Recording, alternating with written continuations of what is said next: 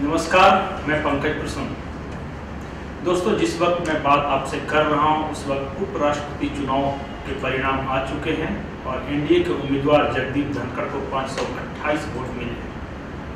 जो मिलना था, सारा कैलकुलेशन करने के बावजूद उन्हें 484 से ज़्यादा वोट नहीं मिल सकते थे, लेकिन इसके बावजूद 528 वोट। अब आप सोच रहे होंगे कि वोटिंग भी कम हुई, यानी 780 में से सिर्फ 725 सांसदों ने वोट दिया।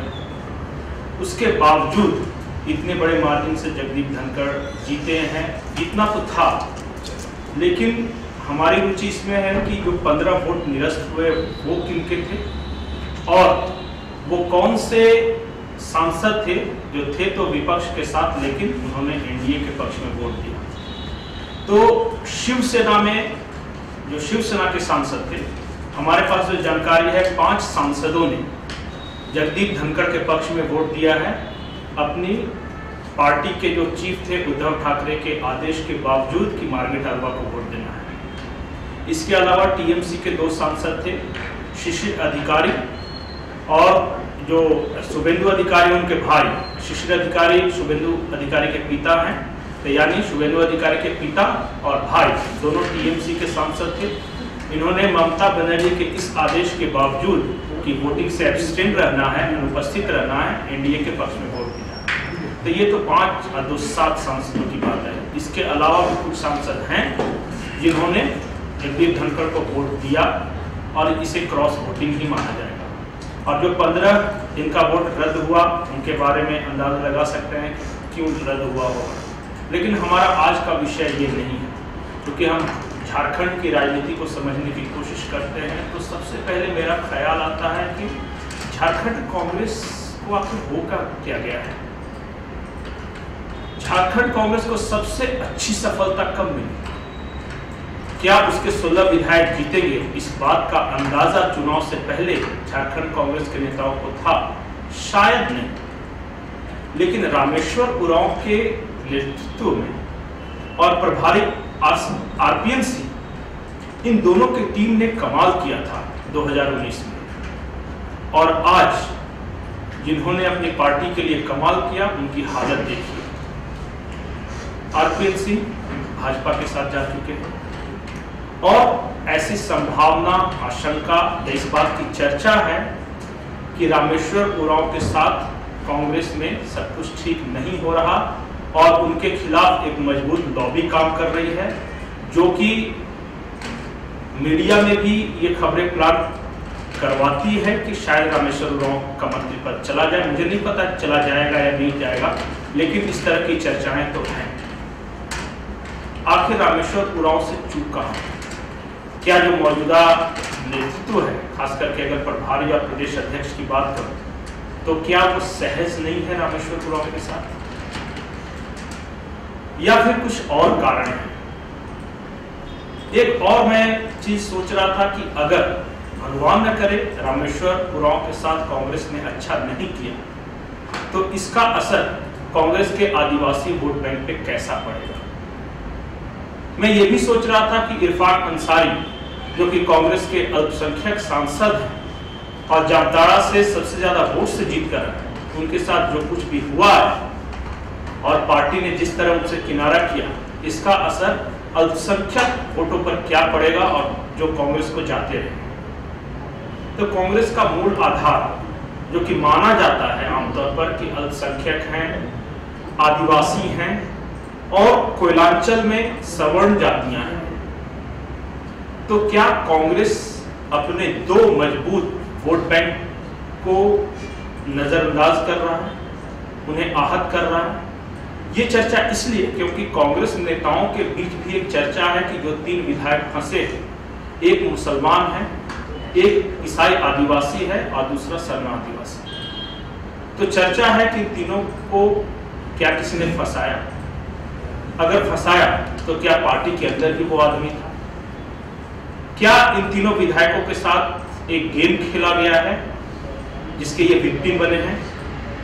और अब इसे उस आशंका, उस चर्चाओं के साथ जोड़ लीजिए जिसमें कहा जा रहा है कि रामेश्वर उरांव के साथ भी पार्टी अच्छा नहीं कर सकती।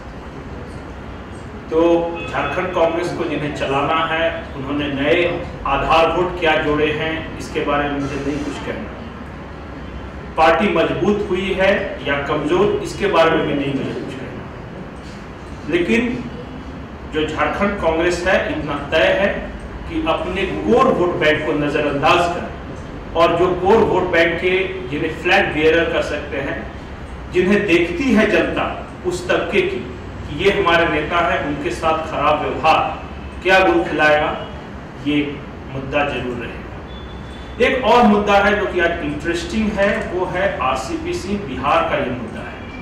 आरसीपी कुर्मी है, नीतीश कुमार के दाहिने हाथ माने जाते थे और जब तक वो केंद्रीय इस्पात मंत्री थे कहा जा सकता है कि वो सेकंड इन कमांड थे। लेकिन आज उनके खिलाफ जेडीयू के नेताओं ने जिस तरह आय से अधिक संपत्ति और पत्नी और बेटी के नाम 58 जगहों पर अलग अलग प्लॉट खरीदने का आरोप लगाया और कागजात पेश किए और उसके बाद जिस तरह जेडीयू ने उन्हें कानून बताओ नोटिस जारी किया, उससे आशंका है कि अब आरसीपी के दिन जेडीयू में गिने चुने ही रह गए। तो आरसीपी करेंगे क्या? नीतीश कुमार अपने राजनीतिक जीवन के अंतिम पड़ाव में है। इस बात की प्रबल आशंका है कि शायद वो अगला विधानसभा चुनाव न लड़े।